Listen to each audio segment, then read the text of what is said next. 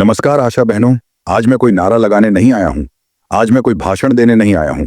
आज मैं वही बोलने आया हूँ जो आप रोज अपने मन में बोलती हैं, लेकिन किसी से कह नहीं पाती। आज मैं आपकी जिंदगी को शब्द देने आया हूँ। उस जिंदगी को जो सुबह 4 या 5 बजे शुरू हो जाती है, जब मोबाइल का अलार्म नहीं बल्कि जिम्मेदारी आपको जगा देती है।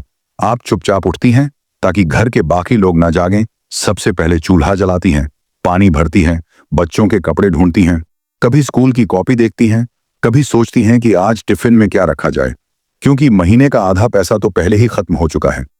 आप मन ही मन हिसाब लगाती हैं कि जो लगभग 10,000 रुपये का मानदेय मिलता है, उसमें राशन, गैस, बिजली, बच्चों की पढ़ाई, दवा और कभी कभी उधार कैसे पूरा होगा। फिर भी आप रुकती नहीं हैं।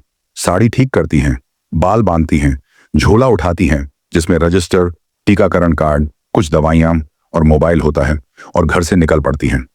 रास्ते में कोई यह नहीं पूछता कि आपके पैरों में दर्द है, कि कल आप कितने किलोमीटर चली थीं, कि रात को नींद आई थी या नहीं। आप गांव की गलियों से गुजरती हैं। कहीं लोग सम्मान से बुलाते हैं तो कहीं ताने सुनने पड़ते हैं कि सरकारी काम वाली आ गई। फिर भी आप मुस्कुराती हैं, क्योंकि आपको पता है कि आज किसी गर्भवती महिला को अस्पताल ले जाना है, किसी बच्चे का टीका छूटा है, किसी माँ को अभी भी डर लगता है, और डर दूर करना आपकी जिम्मेदारी बन चुका है। कई बार लोग आपकी बात नहीं मानते, कहते हैं कि पहले भी कुछ नहीं हुआ, अभी मत ले जाओ, घर में काम है।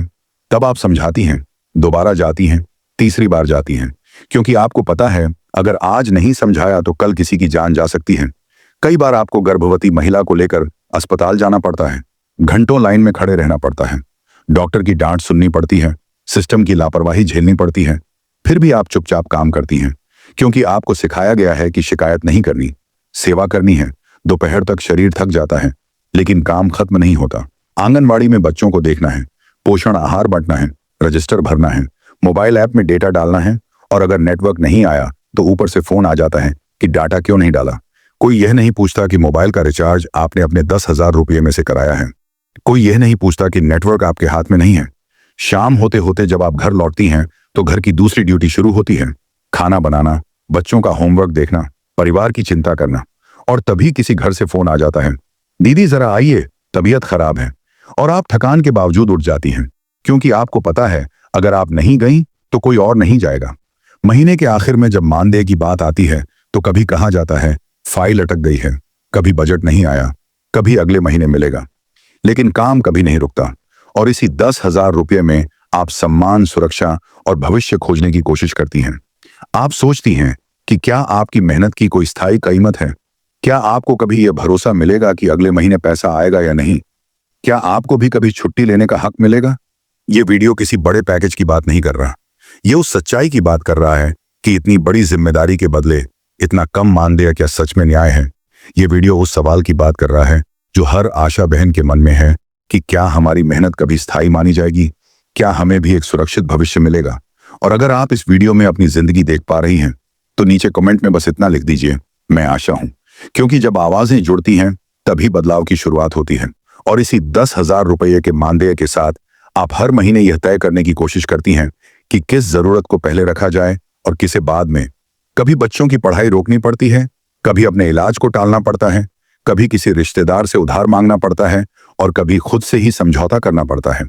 आप सोचती हैं कि जिस काम में आप दिन के 10 से 12 घंटे दे रही हैं, जहां एक माँ और बच्चे की जिंदगी आप पर टिकी होती है, क्या उस काम की कीमत सिर्फ यही है? क्या आपकी मेहनत सिर्फ कागजों और ऐप्स तक ही सीमित रह जाएगी? कई बार आप चुपचाप बैठकर यह भी सोचती हैं कि अगर आप बीमार पड़ गईं तो आपकी जगह कौन आएगा? अगर आप एक दिन नहीं गईं तो क्या सिस्टम रुक जाएगा, या फिर आपको ही दोषी ठहरा दिया जाएगा? आपको छुट्टी लेने से पहले 100 बार सोचना पड़ता है, क्योंकि बीमारी भी आपकी इजाजत से नहीं आती। और अगर किसी दिन आप थक कर बैठ जाती हैं तो कोई यह नहीं पूछता कि आप इंसान भी हैं। कई बार आपको लगता है कि आपकी पहचान सिर्फ एक वर्कर बनकर रह गई है। एक महिला, एक माँ, एक इंसान के रूप में आपकी जरूरतें कहीं पीछे छूट गई हैं। फिर भी आप अगली सुबह उठती हैं, वही साड़ी पहनती हैं, वही झोला उठाती हैं, और फिर निकल पड़ती हैं, क्योंकि आपके लिए काम सिर्फ नौकरी नहीं, जिम्मेदारी बन चुका है।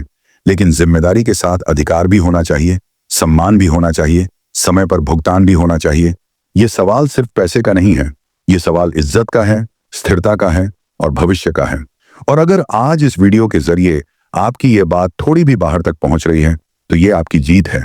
अगर आप चाहें तो चुप रह सकती हैं, लेकिन अगर आप बोलना चाहें तो यह मंच आपका है। इसलिए नीचे कमेंट में सिर्फ मैं आशा हूं लिखना कोई छोटा काम नहीं है। ये एक पहचान है। ये बताने का तरीका है कि आप अकेली नहीं हैं, कि आपकी तरह हजारों लाखों बहनें वही जिंदगी जी रही हैं। और जब आवाजें जुड़ती हैं तभी बदलाव की जमीन तैयार होती है। क्योंकि इतिहास गवाह है कि जब चुप रहने वाले लोग बोलने लगते हैं तब सिस्टम को सुनना ही पड़ता है।